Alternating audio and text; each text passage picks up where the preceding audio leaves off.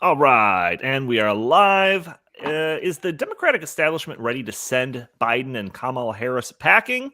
Also, in the light of the brewing energy crisis, rising gas prices, the prolonged supply chain disruption, it appears as though the ruling class is more interested in preparing us to live with less as opposed to trying to increase our living standards. We're going to be talking about this and more in episode 338 of the In the Tank podcast.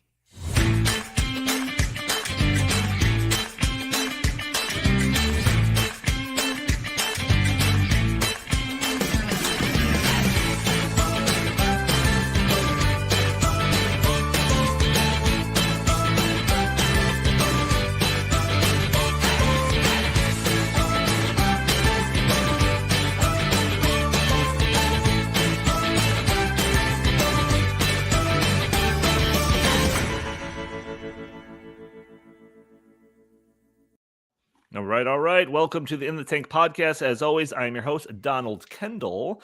And joining me today, I've got Jim Lakely, VP of the Heartland Institute. How are you doing today, good sir? Hey, dummies. I'm doing just great. Now, I say you use that term as a term of endearment for you guys, but I don't use it as a term of endearment for Kamala Harris, so watch out. Okay, all right. We've also got Chris Talgo, senior editor at the Heartland Institute. How are you today, good sir? Doing good. Prepared to do less with more, Donnie. That's right. That is absolutely right. And Nate Myers, development coordinator at the Heartland Institute. How are you? I'm doing well. Noticing that I look very young in that intro. I think I need to go back to the clean-shaven look. Yeah, you've aged a lot in the last 6 months. Haven't we all? I was gonna say I look like Obama after his first term. Yeah, speaking of that, did you see Trump recently? I feel like he's de-aged a little bit since his presidency. He's the only one that's the presidency treated him well in terms of probably all the Botox. Playing a lot of golf, getting a lot of exercise, getting some good sun. Yeah, no doubt. All right, folks, before we get into the topics at hand, we've got some good topics to get into. I want to say just right off the bat to our audio-only listeners that are probably listening to this on a Friday that if you want to see the show a day earlier, you can by watching us live on YouTube and Rumble and Facebook and Twitter, wherever we stream live to. Every Thursday at noon Central Time, you can join the conversation. You can add comments and questions. Maybe we'll show your comments and questions on the screen. Maybe we'll answer your questions live on the show. Also, if you're watching us, make sure to subscribe on our new channel on YouTube. It's the In the Tank podcast channel. We had this show strictly on the Heartland Institute YouTube channel for a while, but then YouTube threatened our channel's existence because of things that we said on this podcast. So in an effort to not self-censor ourselves, we created a separate channel just for this podcast. So if you want to make sure that you don't miss an episode, go to YouTube, In the Tank podcast channel, and subscribe there. Help us support free speech. All right, gentlemen. So the show at hand, for anyone that clicked on the thumbnail for this video, it talks about how they're preparing us to live a miserable future or something like that. I made the thumbnail. I should know, but I don't. We're going to be talking about a number of articles that might sound familiar to you because multiple of these articles we've talked about in previous episodes, whether it's energy related, healthcare related, housing related, that all have the central theme that they're not interested. The ruling class is not interested in making your life better in the future, increasing your standard of living. No, it very much seems like they're trying to prepare you for a substantially lowered standard of living. So I want to talk about that. We're going to dedicate most of the episode to that. But I want to start off by talking about a couple of the rulers in this ruling class, which is our President of the United States, Joe Biden, and Vice President Kamala Harris, who have made a routine of putting their foot in their mouth and saying stuff terribly. And so we've got a couple of clips. So the first one I want to play is the good old Joe Biden, President Joe Biden, son of Hunter, talking at the Business Roundtable just recently. He's got some pretty interesting things to say. It's a 40-second clip. Let's go ahead and play it. We are at an inflection point, I believe, in the world economy. Not just the world economy, in the world. It occurs every 3 or 4 generations. As one of the top military people said to me in a secure meeting the other day, 60 million people died between 1900 and 1946. And since then, we established a liberal world order, and that hadn't happened in a long while. A lot of people dying, but nowhere near the chaos. And now is a time when things are shifting. There's gonna be a new world order out there. And Oh, we've got to good. lead it. We've got to unite the rest of the free world in doing it. So anyway, So whenever a world leader talks about the coming new world order, raises my antenna a little bit. Jim, what are your thoughts on this clip? Well, there's a meme that goes around on Twitter and other social media. That's the Alex Jones was right tip jar.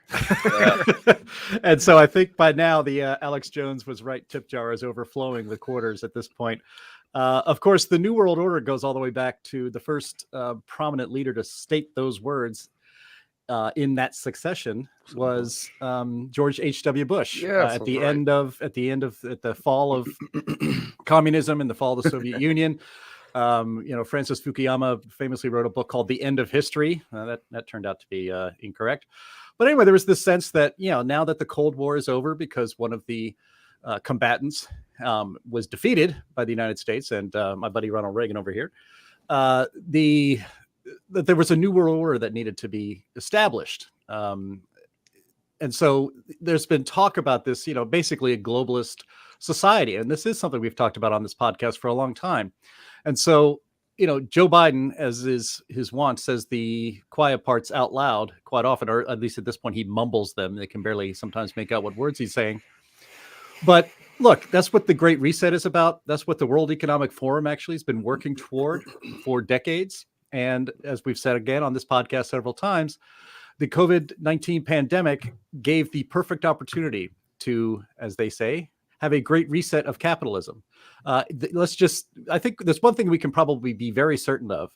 Any new world order that we will live under will be less free, less prosperous, less fun. And again, the theme of this podcast, learning to prepare for our miserable future of doing less because we have less, because our standards of living are all going to go into the toilet. Well, Nate, I want to go to you next because I'm sure that just like you, when you just like me, when you heard the words "New World Order" coming out of the president's mouth, you probably went, "Wait, what?" Yeah, because the New World Order, as Jim said, that's been like a term for I don't know how long, but Right. it's been like a cornerstone to conspiracy theories for at least multiple decades. Oh, So yeah, it's like I these mean- words have a loaded connotation, and he's over here. Well, saying not only for libertarians, but I mean, even if you look at like evangelical Christians, they're terrified of the New World Order. They've been talking about it for years because they connect it to like Revelations and the one world government and all of that stuff. So yeah, it raised my antenna a little bit. Although I do wonder if it's a little bit like Jen Psaki's accidentally saying plandemic instead of pandemic. Of course, every conspiracy theorist on the internet was like, "Oh my God, she said it. She's saying the quiet part loud." I was like, I don't know. It kind of seems more like a slip of the tongue, or like he said it twice.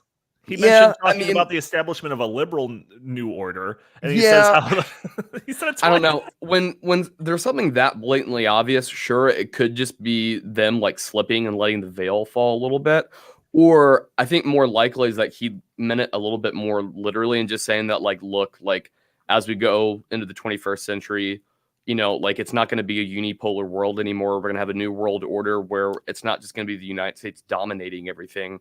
We're going to have to contend with China and Russia and a couple other major powers actually contending the U.S. for dominance on the world stage. So I think that's kind of what he meant. I think that is probably more certainly the case, that he's saying this in like almost the letter of the word type of definition. But like I said, the connotation is so swamped in conspiracy theory. You're just asking for people to jump on this. Yeah, I would have avoided that phrase. Absolutely. That seems like a poor choice of words. And if you I know it's kind of hard to hear him because he has this thing where he kind of whispers when he talks now. I don't really understand that. But if you read through the transcript, some of the other stuff that he's saying in it is like also kind of raises my eyebrows. When he's talking about having like a secret meeting with some top general, and they're talking about the 60 million people that died between like those years that he stated. It's like, what type of meeting are you having?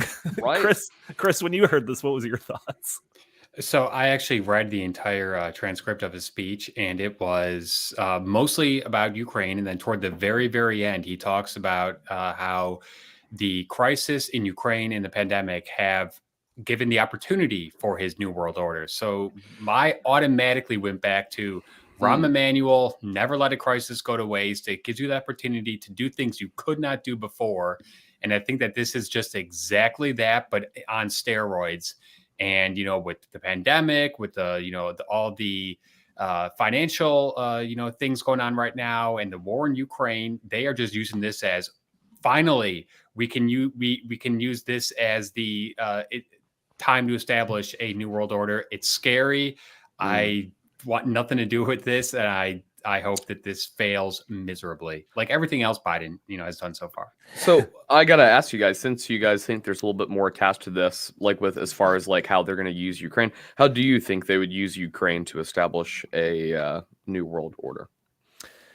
Well, I mean, that's probably a very larger topic, and we could talk about the relationship that Russia and China and other countries are working a little bit more with each other, and maybe using alternate currencies as opposed to the U.S. dollar, which is but why would that benefit Biden? I guess what I'm asking is, how is it going to benefit more of the liberal elites here in the West? How would that help them establish a new world order? Again, probably a much larger conversation to be had, but I almost think that it's like a little bit of a writing on the wall, and it's like preparing for a potential situation. I see, kind of letting us down easy type of thing.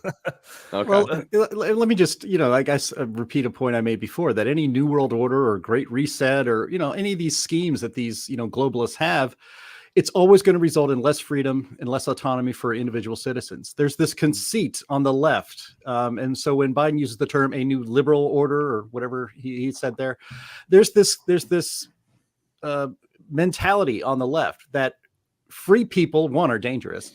Two, that the people, you and me, the listeners of this podcast, the viewers here on YouTube and Rumble, are too stupid to organize their own affairs. That they have to be ruled. They have to be told, what cars they can drive. They have to be told what energy sources that we're allowed to use. We're not allowed to let the market figure that out. We're not allowed to have people create their own businesses or their own industries even. No, the smart set, the people that are mainly unelected, almost entirely unelected, and that run these elite institutions, they're the ones. They will decide for the rest of us how we should live our lives. And that's, so you can go from the paranoid side of the Alex Jones thing on the New World Order, or you can just be a reasonable person and think, I don't need a global elite telling me how to live my life. I am a free man in the United States, or at least as free as I can be, and not as free as I was as a child.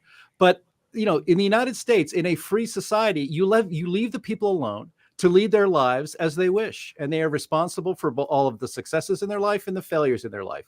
And so, there's a need. You don't have to be paranoid to resist this idea that any new world order, any great global reset should be rejected because those people are not qualified to run your life. Only you are. And in a just, moral, free society, you are the boss of you. You have autonomy. Your life, your soul matters.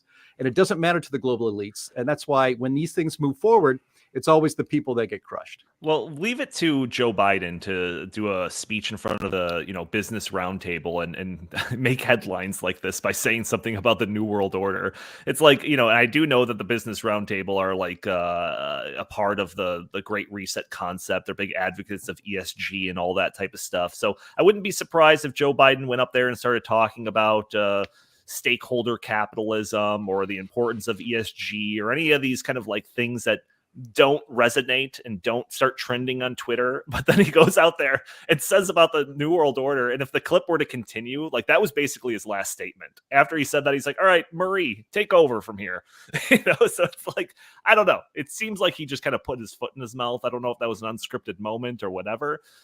But on the other side of things, I want to talk about Kamala Harris, who is less prone to putting her foot in her mouth and more likely to just ramble endlessly. So I've got the passage of time. Yeah, I've got that clip here. Let's play this one too. Spoiler alert, Nate. Yeah. Well, you can count how many times she says it as you play it. Oh my God. The governor and I, and we were all doing a tour of the library here and talking about the significance of the passage of time, right? The significance of the passage of time. So when you think about it, there is great significance to the passage of time in terms of what we need to do to lay these wires, what we need to do to create these jobs. And there is such great significance to the passage of time when we think about a day in the life of our children. She nods like, you guys are following me, right? It's like, It's a significant point. And this is par for the course for her. I mean, just 1 episode ago, 2 episodes ago, we played her like infantile explanation of what's going on between Ukraine and Russia, where Russia's a big country. Right. Ukraine is smaller. It sounded like she sounded like if you were to ask like a 5-year-old to like draw a picture of like what's happening in the world right now, she'd be like, well, there's this really big country. Right. It's being mean to this little country. And it's like, okay, Kamala, time for time. And like, it's just holding up a mirror to myself. It's like, is this any different than like the left running clips of like of Trump exaggerating something or BSing about something? And I think that there is actually a difference here, because Trump acted exactly the way, like as president, that he acted ever since entering the public spotlight in the first place. Biden, on the other hand, was supposed to be this like return of professionalism to the White House. And it's like, if the plumber is using salty language when he's fixing the toilet, that's one thing. When the doctor comes in to work on your brain and he's not wearing any pants, that's a whole nother thing. And I think that's the situation that we're in right now with these two people. Well, yeah, it'd be like if your doctor walked in and be like, so doc, can you walk me through the procedure real quick? He's, well, yeah, we're going to open you up and we're going to poke around in, I don't know, this area, and we'll see what happens. Like, could you be a little more specific, please? Like, you're talking about dissecting my brain here, Yeah, I don't know, Jim. I mean, again, we could probably open up the show with a clip of one of these two saying something ridiculous every episode if we wanted to, every week. I don't know. Does this seem like it's something to be concerned about for your average person? Well, again, the title of this podcast episode is Preparing for Our Miserable Future. And Kamala Harris is going to be part of our future for the next 3 years at least. And I think that's not it's not good. It doesn't argue well for having the future not be miserable. Like I've made this joke before that if there was a Mount Rushmore of failing upwards, it would just be 4 carvings of Kamala Harris's face. She would take all the spots. Look, no one competes with her on that. That's right. I mean, Kamala Harris is just the least impressive person to ever achieve a position as high as vice president. She makes Dan Quayle look like Albert Einstein. I mean, she is just not that bright, and she has immense ambition, but almost no talent. I mean, what did she get in the Iowa caucuses when she ran for president? I think it was like 2% or 3%. Yeah, maybe it was 1%. It was 1. It was awful. 1%. So you can't get a lower single digit than 1. She was a complete failure as a candidate. There is now a 10th high-level staffer on Kamala's staff who has quit because she is a absolute POS to work for. She treats all of her people around her terribly.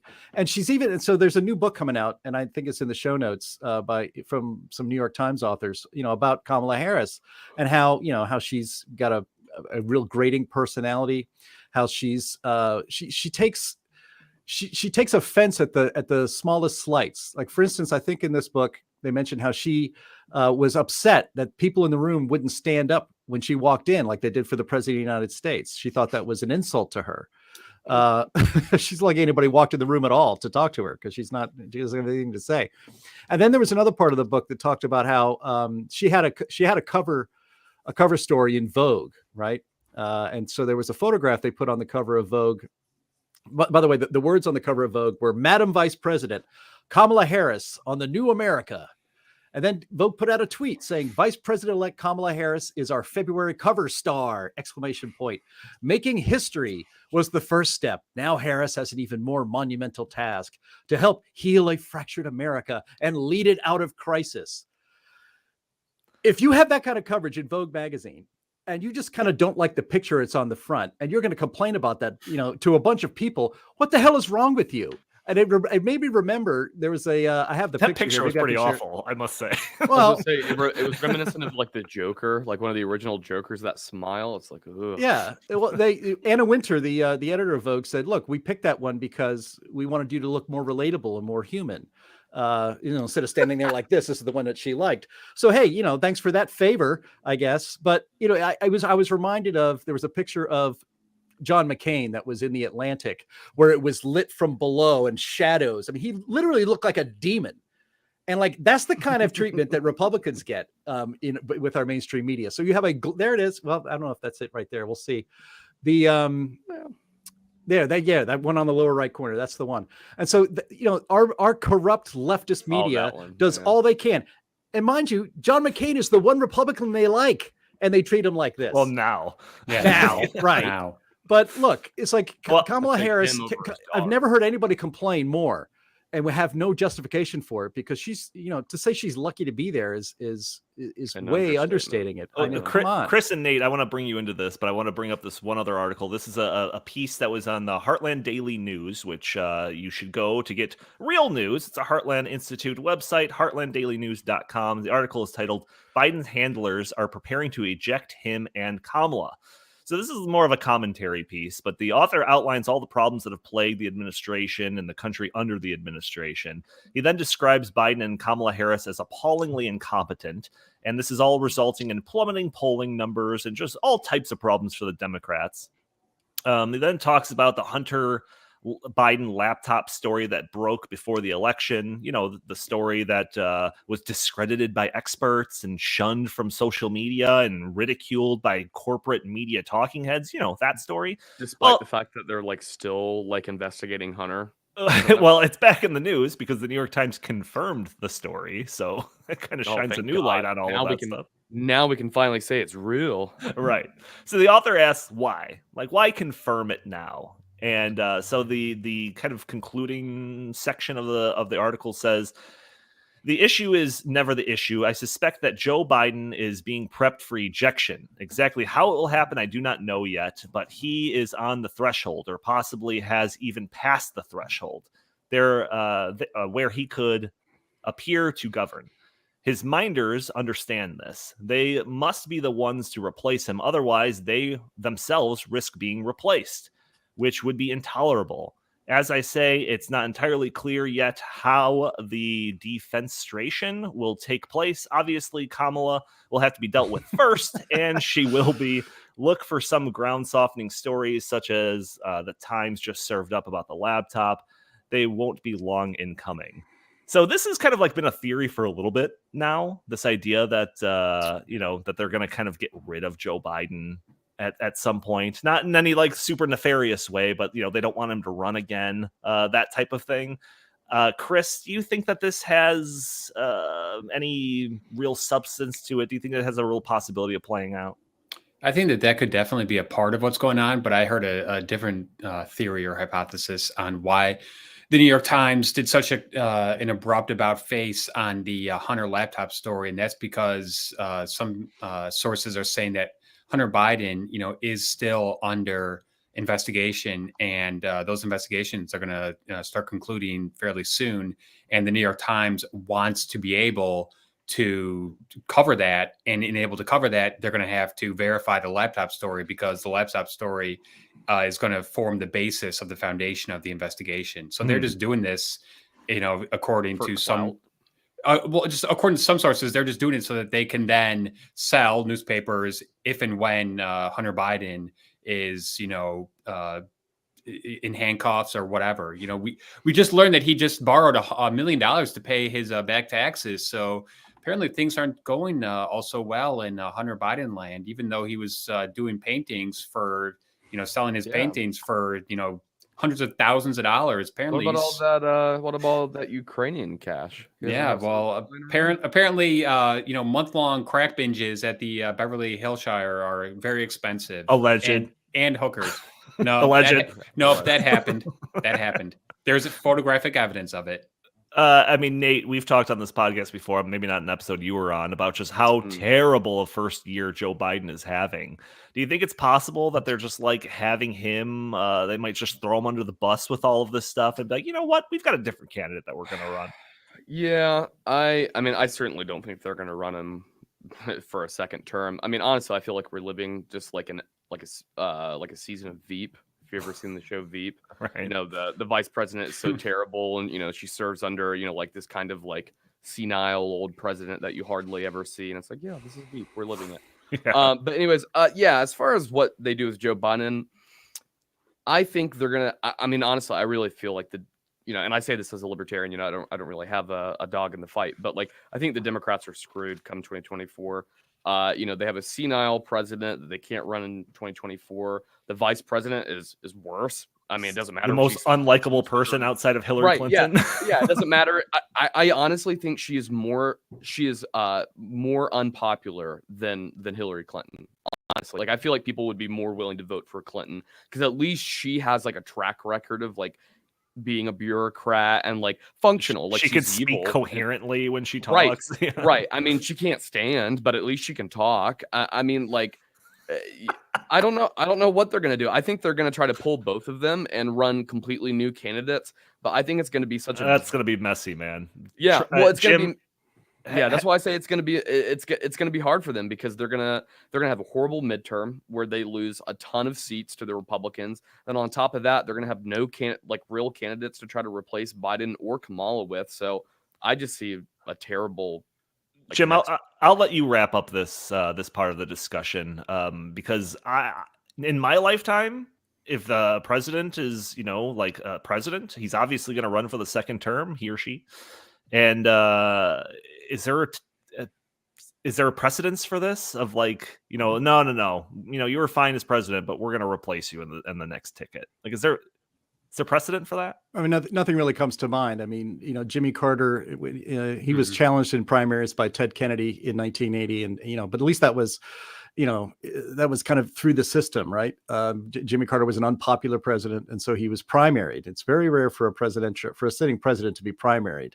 George H.W. Bush was primaried by Pat Buchanan, who was, not a serious candidate, but he was a protest candidate for people who thought that George H.W. Bush was too liberal.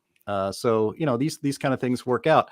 I actually don't even think, obviously, a majority of Democrats don't want Joe Biden to run for president again.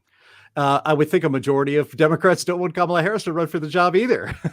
And as Nate said, they're going to get completely slaughtered in the midterm. So basically the Biden presidency, as far as Biden is concerned, ends November of 2022. So in about, 6 months, his presidency is basically dead in the water. And what you're going to have is another big open primary. They're going to have to convince Joe Biden. Actually, you have to convince Jill Biden.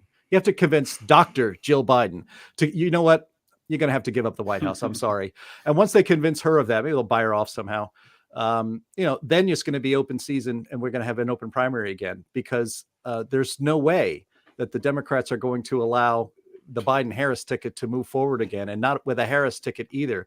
If she can't get 1% in Iowa, if she can't even hang in to in the primary season until the first votes are actually cast, because she dropped out before Iowa even happened, there is no way the most unlikable candidate this side of Hillary Clinton is going to win any national elections. So I think Joe Biden's presidency, as far as he's concerned and Jill Biden is concerned, is dead. But the leftists who actually run this administration will keep going full steam ahead, probably with a lot of executive action to push the agenda forward. I don't think they're going to have to pay her off or anything. What they'll do to get rid of the Biden family out of the White House, they'll leave a trail of pudding cups, out of the White House. Ice cream cones. Yeah, and ice cream cones. Joe will follow that, and then they'll make up some like honorary doctorate degree for Jill, somewhere, and so she'll go, to accept her honorary doctorate degree, and that'll be that. They'll get them out. Well, people that are listening to this, leave your comments. I'm very curious of what your thoughts are on this. What is the plan for Joe Biden? What is the plan for the Democrats come the next general election? I'm very curious, and I don't really have a bet on this. So, no, Reese Reed just said, are they going to go more leftist then? The answer is yes. They're definitely going to go more leftist. They're going to go as hard left as they can. They're already pretty far to the left now, but it's going to be, look, it's like they're running out of time. Or something. Yeah, exactly. They will have 2 years left, and then it all goes away for maybe even a very long time. So they have to hurry up. So they're going to It's one of go those. farther left. It's one of those things where like they're almost expecting to lose, so they'll throw out a candidate. Like what was that Chris Rock movie, Head of State? You know, they knew they were going to lose, so they put Chris Rock up to run.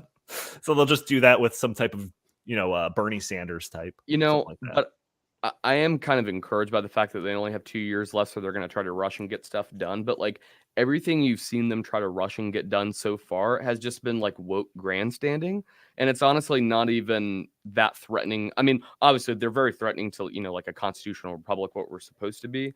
But I mean, you see what they're doing now, with like the Supreme Court justice and some other stuff, and it's like it's all very like gloaty and in my opinion, not very confrontational to our like the hardcore actual ideals of America. It's much more just like, oh look, we're doing what the woke mob wants us to do, whether it's shutting down the Keystone Pipeline or putting a black woman of color and in the Supreme Court. It's I don't know. Yeah. Well, let's get to what was supposed to be the meat of this this podcast, which is the learning to live with less. So this is something that we've kind of touched on the past couple of episodes, and just kind of the response to rising oil prices, energy prices going through the roof, just instability when it comes to the supply chain, all of that type of stuff. And that is not to fix those things, not to do things that cause energy prices to decrease. No. It's to just make sure that we can live like that, or that we're okay with living like that. So the piece that kind of spurred this was actually sent to me by Jim, or at least put on my radar by Jim. And this is an article from the International Energy Agency, which is a Paris-based autonomous intergovernmental organization established in the framework of the Organization of Economic Cooperation and Development. It's a mouthful. Right. So it is a piece called A 10-Point Plan to Cut Oil Use. So it says, in the face of the emerging global energy crisis triggered by Russia's invasion of Ukraine, the IEA's 10-Point Plan to Cut Oil Use proposes 10 actions that can be taken to reduce oil demand with immediate impact, and provides recommendations for how those actions can help pave the way to putting oil demand onto a more sustainable path in the longer term. So they would learn from the yellow vest protests, but apparently not. Yeah, well, so Jim pulls up this infographic for me, which I see Andy's got ready there. Go ahead and show that. And let's just read through these things. Number 1, reduce speeds on the highways by at least 10 kilometers per hour. So that's great. That's going to make a lot of people happy. Slow down traffic on the highways. That's a fantastic idea. Yeah, Jimmy Carter did that in the United States in the 70s, and it was super popular. Yeah, people loved that. Number 2, work from home up to 3 days a week where possible. Like, okay, I'm down. Car-free Sundays in large cities. Like that's another one that's just like, whatever happened to Sunday drives? Nope, those are outlawed now. Make public transportation cheaper. Incentivize micro mobility, walking and cycling. I mean, haven't they been doing that for a long time? No, public transportation costs are through the roof. Look at the Metro. Micro mobility. I think those are like those scooters or something like that. Yeah. Alternate private car use in large cities. So I didn't know what this one was until Jim explained it to me, but it's basically like, if your license plate ends in an odd number, you can drive on Tuesdays. If it ends in an even number, you can't drive on Tuesdays. Stuff like that. Yeah, like the gas situation in the 1970s. Urge car sharing and practices that decrease fuel use. That's one idea. Promote efficient use of freight trucks and goods deliveries. What is efficient use? What do they mean by that? Cut down on wind resistance and put some more little flaps on the back of semi trucks so that they don't get that wind trapped in the back or something. Are they aware? Go ahead, Chris. I was going to say, are they aware that we have a shortage of truck drivers around 10,000? So I'm sure that goes into their plan. There's also this conceit that there is no incentive for the private sector to efficiently carry freight to and fro. Mhm. Because if they, they want to do it as efficiently as possible because that reduces their costs, which increases their profit margins. But no, we have to promote it, I guess, through government action to make sure that you'll wait an extra 2 weeks or maybe a month for whatever you had shipped to you, because the government will figure out what truck that should be on because they're so smart. Right. The next one is promote the use of high-speed trains as opposed to planes. Number 9, avoid business travel when alternatives exist, and they show people on computers probably talking to each other through Zoom or something. And number 10, hasten adoption of electric and more efficient vehicles. So I will say right off the bat, I'm not well, there's some of them that I'm opposed to, but I'm not necessarily opposed to some of these things. If Chris and I decided, hey, we can cut down on fuel use and our car use if I just pick you up on the way to work or something like that, great. That's fantastic. If some people decide like, what, I'm gonna take a moped instead of drive my car through the city or whatever, fantastic. Do whatever you want. I don't care. But like, I think want to give their employees more work from home days, Jim. We could certainly work on that. Moving on, skip over to the other one. That 10-point plan, it demonstrates how out of touch these people are. Go buy a Tesla. We don't have $60,000. Go on a high-speed rail. The high-speed rail doesn't exist. California's been a boondoggle. To all these things. Go work from home. Well, what if you're a waiter or something where you can't work from home? It just goes to show how out of touch they are. And Donnie, I have a very simple solution. It's a 1-point solution. Increase oil. Right. That's all you got to do. International Energy Agency would be interested in producing more energy, but that's a whole other side thing. But what I was getting to is like there's this underlying I don't know if it's just an assumption on my part, maybe it's just caused by my skepticism when it comes to anything like this, but there's this underlying assumption, at least for me, that a lot of these things would be enforced by government dictate. That's where it starts really grinding my gears. It's like, if you're gonna like mandate that I have to carpool with Chris on Tuesdays when we're coming to work or something like that, I love you, Chris, but I would have an issue with that. So, well, I mean, you just take the pandemic as an example. All of their good ideas were not optional. So I don't know why people would think this would be any different. Exactly. The government has a great idea. Everyone has to get on board. It doesn't matter if you agree or disagree. Right. Yeah. And then Chris, you were telling me about the Secretary of Transportation, right? That's the title, Buttigieg, talking about, people should just take more buses. That's the solution, man. Jennifer Granholm, same thing. And, Donnie, as we discussed, we live near a large city, Chicago, and we have experience with public transportation in Chicago, and it's expensive. It's awful. It is not. It's not like user friendly by any sense of the word. No. In America, people have cars because America is a very large country. We're very spread out, and they want to have the freedom to drive where they want, when they want. They don't want to be told you can drive on this day of the week and you can only drive this much. No, sorry, that just doesn't fly here in America. Maybe in France, but not here in America. Well, what did I say in the beginning? Every one of these schemes makes you less free and frankly less happy. And, it's ordering you around. It's ordering society in ways that we think should be best. And it's this mentality like, everybody should live in cities. They've been pushing that idea for a long time, that even in the close, even in suburbs, people need to live in more dense housing. Mm-hmm. A lot of lefties control, the zoning in their areas. And they say, we will not allow you to have a single family home here. This is only going to be zoned for, dense urban style housing. And so they want everybody living in apartment buildings. They want everybody walking to work. They want you to walk into the grocery store. They want you taking bikes everywhere. That's why, Chicago is, I don't drive in Chicago very often, but I moved to Chicago in 2010. Now it's 2022. There are bike lanes all over the damn place and bus lanes that it's harder now to drive a car in downtown Chicago than it was, 12 years ago.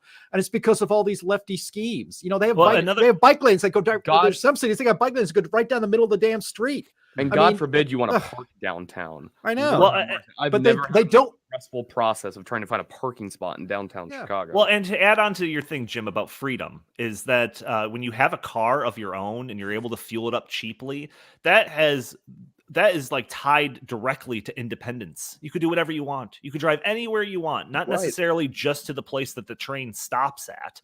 And when you don't have a car and you can't fill it up cheaply and you have to rely on all of these things, you become dependent on Right. public transportation. You become dependent on the government.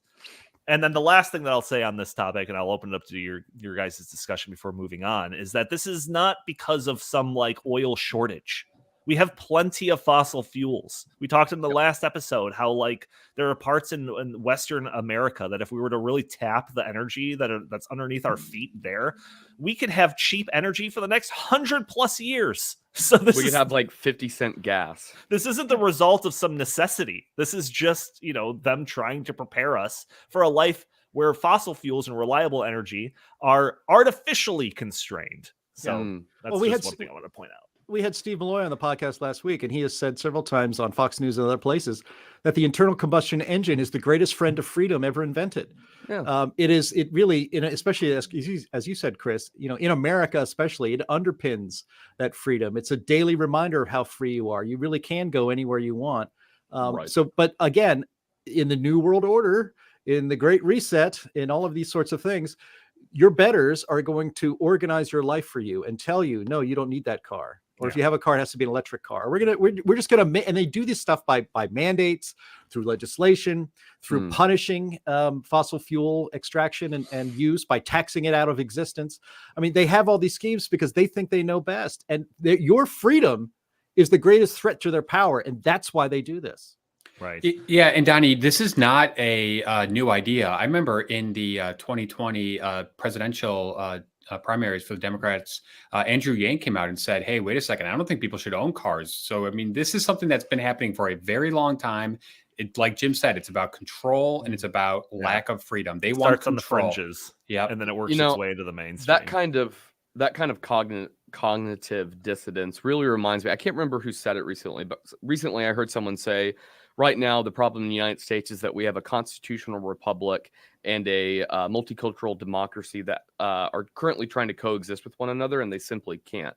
Because people like Andrew Yang, they live in these large urban areas, and they legitimately just don't have a concept that half of America lives in a society in a cultural manner that cars are mandatory. You have to have a car. I come from South Carolina. If you don't own a car, you're poorer than poor.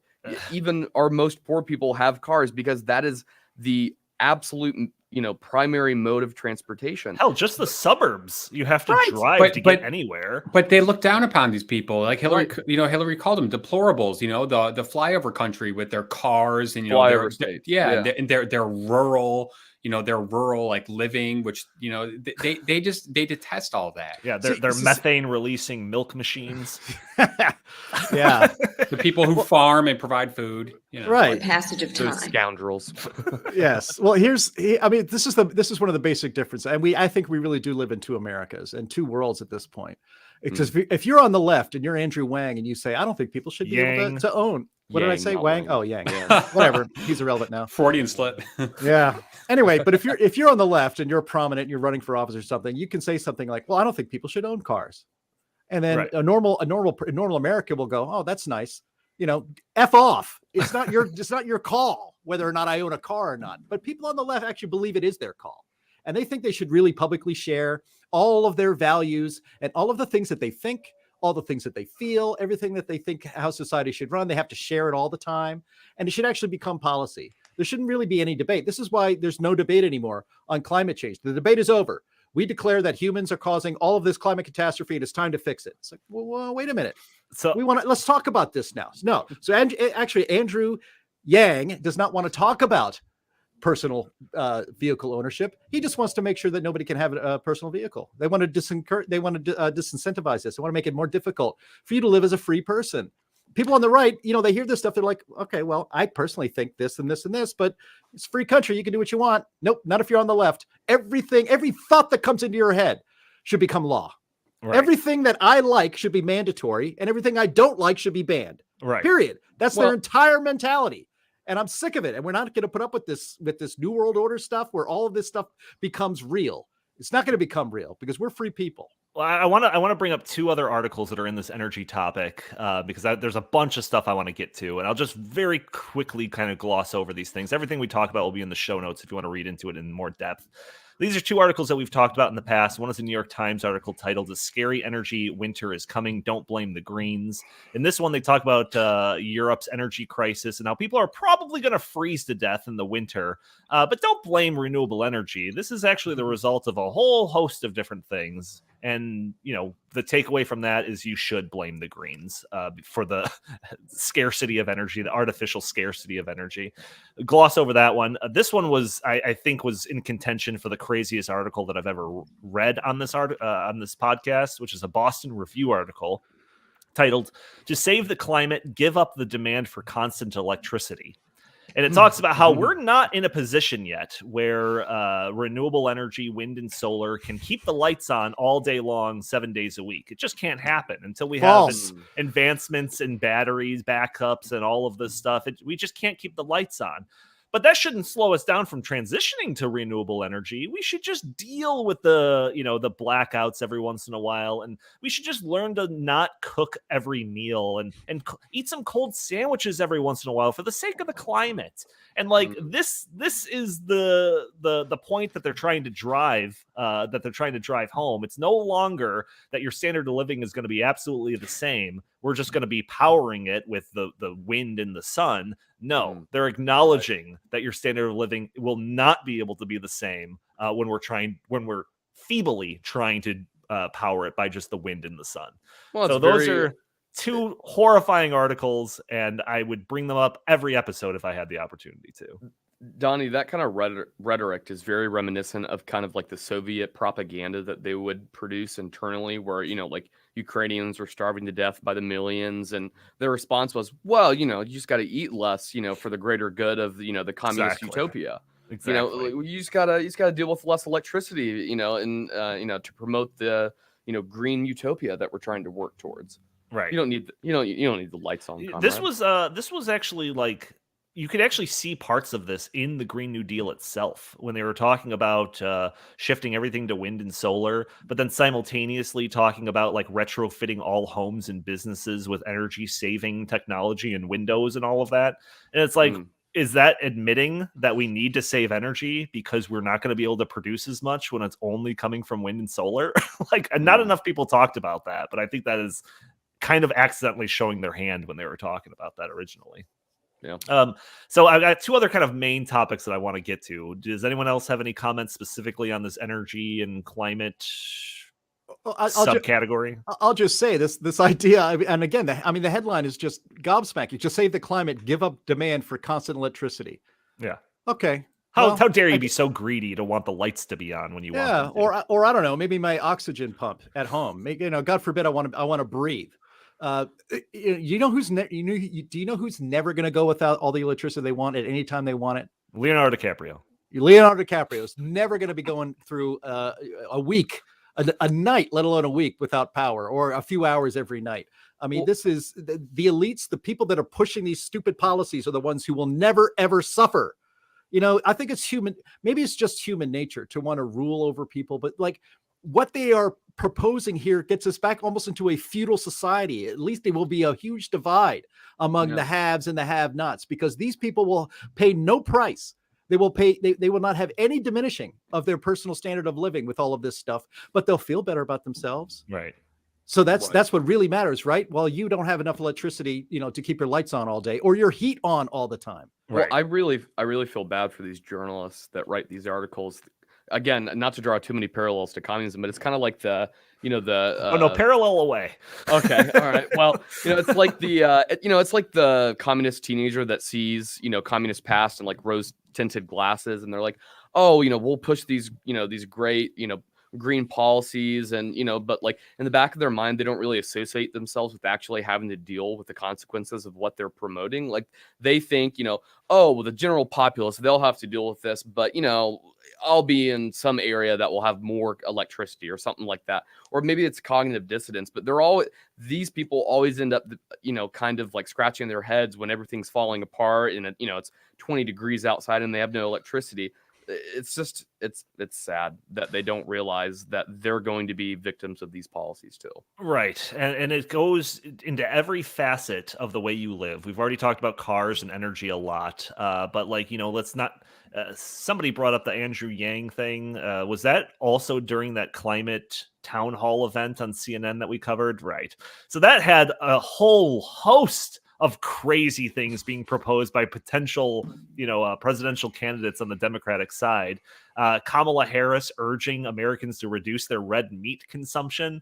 Now, I forget exactly how this went down, but somebody asked a question about like the red meat consumption and the carbon footprint of producing red meat.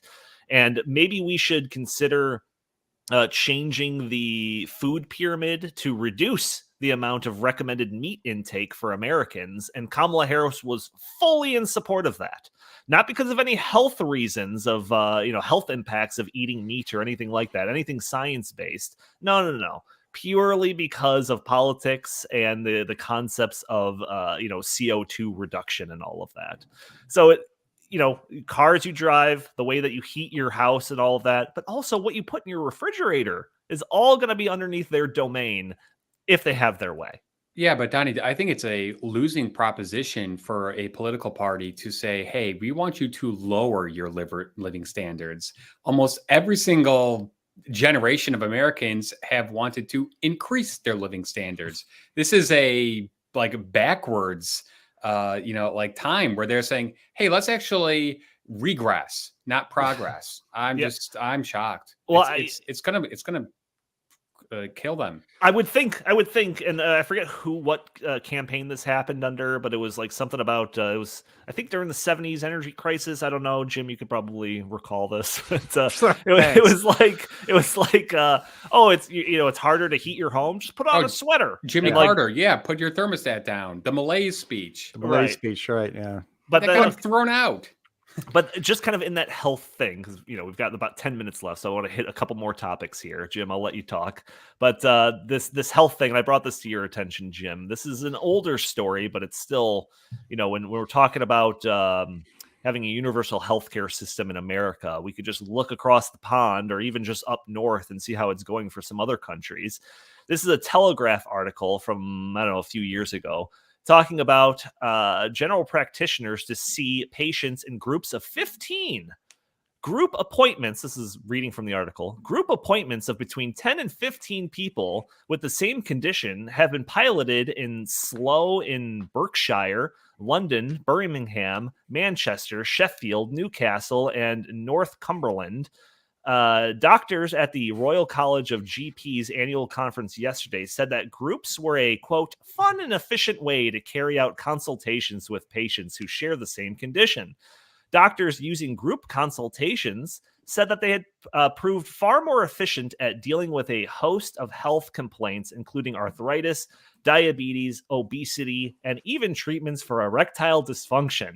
So again, this isn't because a bunch of people decided, I'm fine with going in with a group of 10 others to talk about my erectile dysfunction.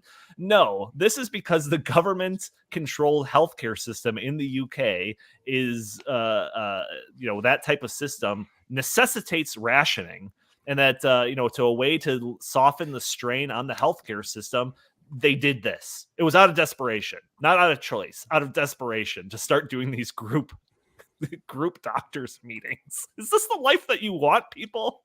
Because this is what you're going to get if you keep voting for this crap. Like I said, for that, what is the fifth time? The title of this podcast is preparing for our miserable future. Well, first of all, Donnie, I got to say you butchered at least 3 of those names, which is a trademark. So that's great. 3 out of 10 ain't bad. Second, this is what healthcare rationing happens. One thing that I was actually flabbergasted about was that they put COVID lockdowns and stuff in the UK, and they talk constantly about we got to be able to save NHS. NHS is like the state religion. That's National Health Service in the UK. We got to make sure we protect NHS. It's like, hey, Isn't a pandemic the exact time where socialized medicine is supposed to step up and do the job? Why do we have to keep reducing and make sure we save NHS? That's what we did this for. That's what I'd be thinking if I was a British citizen. That's why we gave the state the power over our healthcare system, so that when it really came down to it, and we really needed it, it would be there for us. Instead, we got to make sure we don't stress the healthcare system in the UK. But look, healthcare is not like a group tennis lesson where you get 10 people that are about the same level of tennis skill, go into a group and do drills together for like an hour and a half or 2 hours or something like that. Healthcare is very personal. I may have arthritis or I may have high blood pressure, but that doesn't mean you just put me in with these other people and then just, I guess, figure out who's the worst. It's insane. But this is what happens with socialized medicine. Again, this is what happens in the future that these, New World Order from out of the mouth of Joe Biden have for us. What's that quote? And I think that's another story because we're running out of time here. But what is it? In the future, you will own nothing and be happy and love it or something. I mean, this is, again, it's all about taking away your choice, your autonomy, your honor and your dignity, frankly, to run your life the way you want to. You should be able to go to your own doctor in a one-on-one visit. The idea of group doctor sessions is just, again, this is just making sure that the state doesn't get blamed for anything and you're papering over the failures of the state. If you have socialized medicine, one of the most highly funded healthcare systems in the world in the United Kingdom, and you still can't get a one-on-one consultation with a doctor, that you have to be put into group sessions with the doctor, that's a failure. It's an incredible failure of that entire system. And that's just one story of the numerous stories about rationing when it comes to these types of systems. I just thought that was the funniest one, but we could talk all day long about, certain services, certain, surgeries and stuff that are being rationed away from people if they're over a certain weight or if they're a smoker or a whole host of different things. But I do want to bring up one other topic. This is a Bloomberg piece. America should become a nation of renters. And I think this article was predicated on the concept of like Blackstone and BlackRock buying up houses en masse across the country so that they could just rent them out to people. And this article is taking the position that owning a house makes you too immobile and less liquid. And don't you long for the days where you could just pack up your car and drive to some new location and start a life?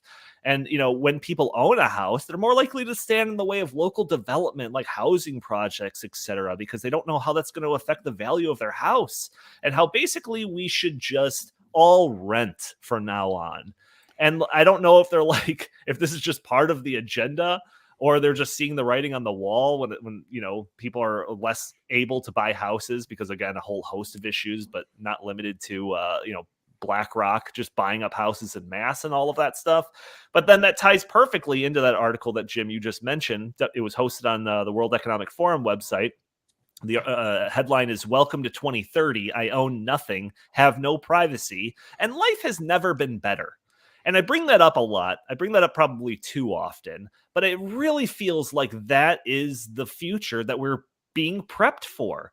You don't own a house. A house is one of the biggest generators of personal wealth, just from equity and all of that stuff. It's an investment that people can literally live off of, and it's going to become increasingly impossible to realize that type of a dream in this country moving forward.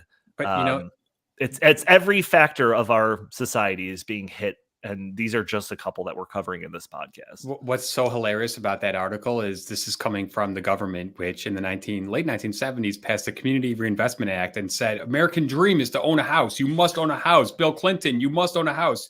George W. Bush, you must own a house. Oh, whoops, that failed miserably, led to the 2008 financial crisis, people getting homes that shouldn't have got them. So now let's just do the opposite. It just goes to show you how incongruent government is and how they should just stay out of it. Let Americans determine, do I want to rent? Do I want to buy? We can determine that for ourselves. Oh, and by the way, rent, as I was listening to on the radio on my way in this morning, in Chicago, rent for apartment buildings is up. I think they said like $200, per unit. And across the country, it's at, it's higher than ever. So maybe that's not the most affordable option. The apartment that I lived at before this house, I just out of curiosity looked up that unit and what it's going for right now. So the last time I renewed was back in 2019. So between 2019 and 2022, the price of that unit, which is a small unit, went up 40%.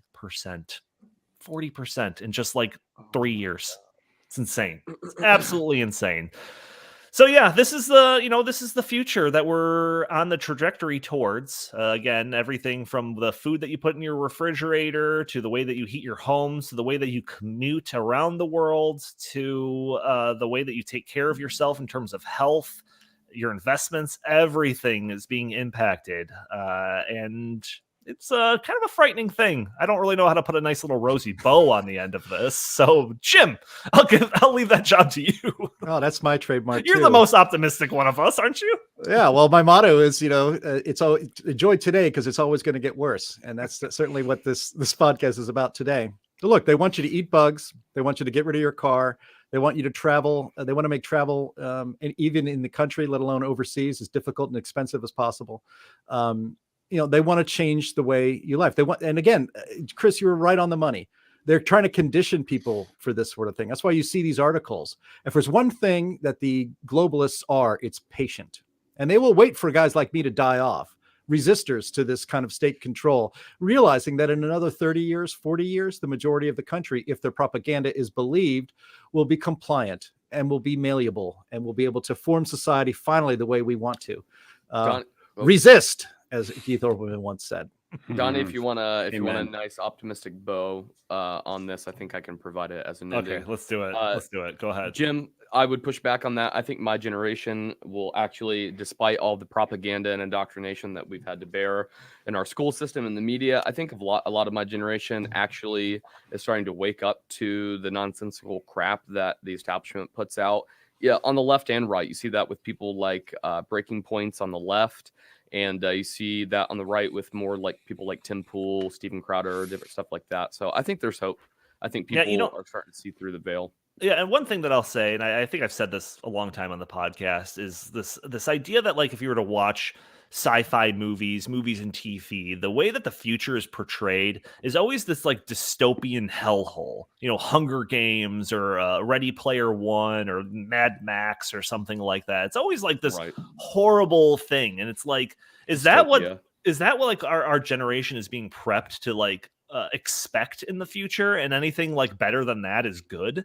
It's like, what happened to these like Jetsons type looks at the future, or like even Star Wars or Star Trek, where it's like interplanetary, we have moon colonies and stuff, we're living on Mars and all of that stuff. We've developed new technologies that break through these barriers of even having costs for energy and all of that stuff. Why can't we get back to that?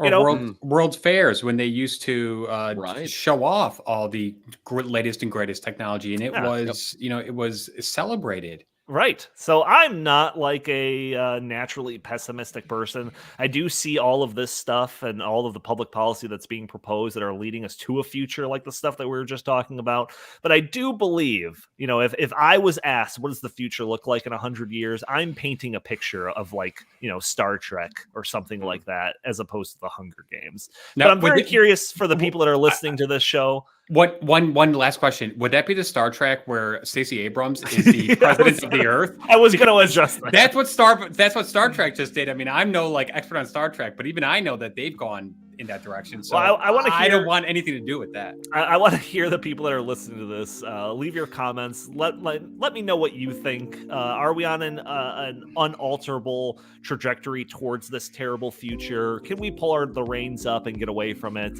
Let me hear you. I'm very curious to read those comments and see. Gentlemen, any last comments or questions or anything you want to get off your chest before we sign off for the day? Beam me up, Scotty. All right. Hearing nothing, I will say thank you all for tuning into this episode of the In the Tank podcast. If you like our show, please subscribe, write a review for us on iTunes. That'd be greatly appreciated.